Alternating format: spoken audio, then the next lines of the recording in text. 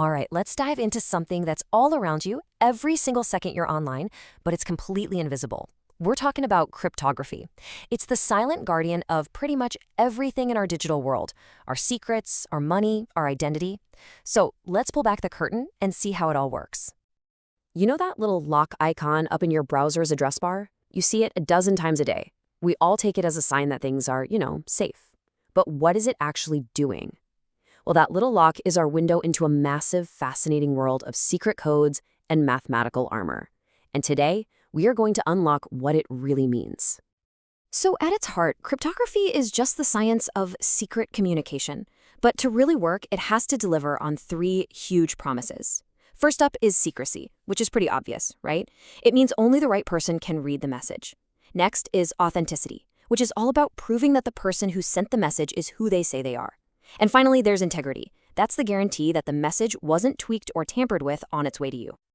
Now, to make all of that happen, modern cryptography doesn't just rely on clever tricks or hiding things. It's built on a foundation of solid, provable mathematics. And it turns out, there's one golden rule that pretty much governs the entire field. And this is it, Kirkoff's principle. This single idea is the bedrock of basically all modern security, and it's a little bit mind-bending. It says you can shout your encryption method, your algorithm, from the rooftops.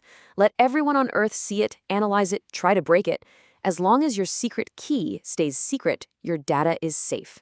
It's just like how a lock company can publish the blueprints for their best lock, but it doesn't matter because only you have the unique key that opens it. So how do we actually use these keys? Well, there are two main flavors. First, you've got symmetric key crypto. Think of it like a single key to your house. You and your friend both have a copy, you lock a box, they can unlock it. It's blazing fast, but there's one giant problem. How did you get your friend that key in the first place without someone making a copy? And that is where public key cryptography comes in. It's the big breakthrough. It uses two keys, a public one you can give to anyone, like an open mailbox slot, and a private one that only you have. Anyone can drop a message in, but only you, with your private key, can open the box. This was an absolute revolution because it completely solved that key sharing headache. And trust me, that revolution was a long, long time in the making. I mean, the desire to send secret messages is basically as old as writing itself. So let's do a real quick trip through the history of secrets. You could go all the way back to ancient Rome with something simple like the Caesar cipher. Then you could jump forward to the incredible, complex machinery of the Enigma machine during World War II. But the real turning point, the moment this all became a true science, was in 1949. After that, everything just exploded. We got the first digital standards like DES, that game-changing invention of public key crypto, and eventually AES, the gold standard that protects most of our information right now. And I really can't overstate how important that 1949 paper was. This mathematician, Claude Shannon, basically single-handedly dragged cryptography from being a collection of clever tricks into a real, rigorous science. He gave us the mathematical rulebook to actually measure how secure something is. Honestly, without Shannon, the secure digital world we live in just wouldn't be possible. Okay, so that's the theory and the history. But where does this all pop up in the real world? Let's bring it back to your daily life because it's happening all around you right now. Look, cryptography is not some niche thing for spies. It is everywhere. It is the invisible engine of our digital lives. It's what keeps your web browsing safe, it's what protects every single one of your financial transactions, and it's what keeps your messages on apps like WhatsApp or Signal private. It's literally the foundation of your digital identity. And the list of applications just keeps on growing. It's the magic behind digital signatures, making them as legally binding as signing a piece of paper. It is literally the crypto in cryptocurrencies like Bitcoin. It's even powering futuristic ideas like secure multi-party computation, which sounds like science fiction but lets companies work together on data without ever having to reveal their private information to each other. It's absolutely incredible what's possible. Let's just focus on digital signatures for a second, because they show off the power here so well.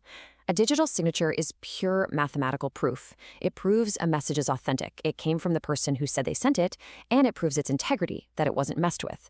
It also gives us something called non-repudiation, which is a fancy term that just means the sender can't turn around later and say, "Nope, wasn't me." It's a digital handshake and a legal signature all rolled into one. But this whole beautiful world of security that we've built, It is facing a massive, monumental new challenge, a threat that's coming from a whole new kind of science and a whole new kind of computer. So really, after all this amazing progress, what on earth could be powerful enough to just smash through the encryption that protects global finance, military secrets, and all of your private data? The answer isn't just a faster version of the computers we have now. No, it's something else entirely. The threat is quantum computers. You see, our best security today is built on math problems that are just way too hard for our current computers to solve. We're talking problems that would take a normal computer billions of years.